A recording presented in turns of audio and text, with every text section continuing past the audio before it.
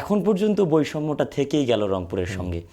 আপনাকে যদি আল্লাহ সম্মান দেয় বা আপনাকে জনগণ যদি রায় দেয়, আপনি নির্বাচিত হন, তাহলে আপনি এই রংপুর তথা আপনার যে আসন বদরগঞ্জ, তারাগঞ্জ এসহ রংপুর, বৃহত্তর রংপুরের উন্নয়নের স্বার্থে আপনার সংসদে কেমন নেতৃত্ব থাকবে রংপুরকে কেন্দ্র করে?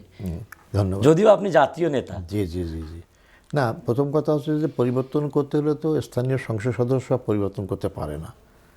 এই জন্য আমরা জনগণের কাছে ম্যান্ডেট চাই। যদি জনগণ আমাদেরকে ম্যান্ডেট দিয়ে তাদের সেবা করার সুযোগটা দেয়, আমরা আমাদের ম্যানিফেস্টো 2 দিনের মধ্যেই আমরা প্রকাশ করব।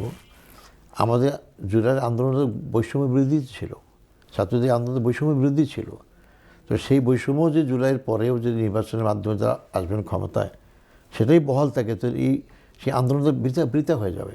যারা রক্ত দিয়েছেন, শহীদ হয়েছেন, তাদের সাথে বিশ্বাসঘাতকতা করা হবে।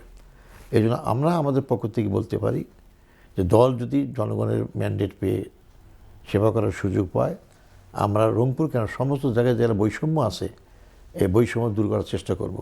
এটা অবশ্যই উত্তরবঙ্গের মধ্যে আমাদের রংপুর এলাকা, এই এলাকা বৈষম্যের শিকার। যদিও আমাদের এলাকাতেই কিন্তু অনেকে বড় বড় দায়িত্ব পালন করেছেন, এমনকি দেশের প্রেসিডেন্টও ছিলেন, কিন্তু তারা সেই হিসাবে নিজের এলাকায় যে উন্নয়ন না, একটা দেশের সামগ্রিকভাবে সমানভাবে উন্নয়ন করার জন্য তারা চেষ্টা করলে আজকে রংপুর অবস্থায় থাকতো না।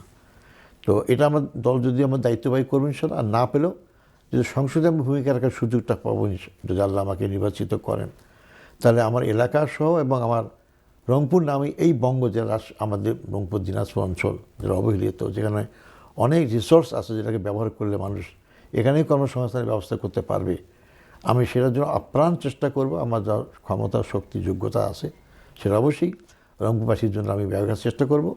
আমি এটা আগেও চেষ্টা করেছি, এখনও চেষ্টা করছি এবং সামনে করবো ইনশাআল্লাহ।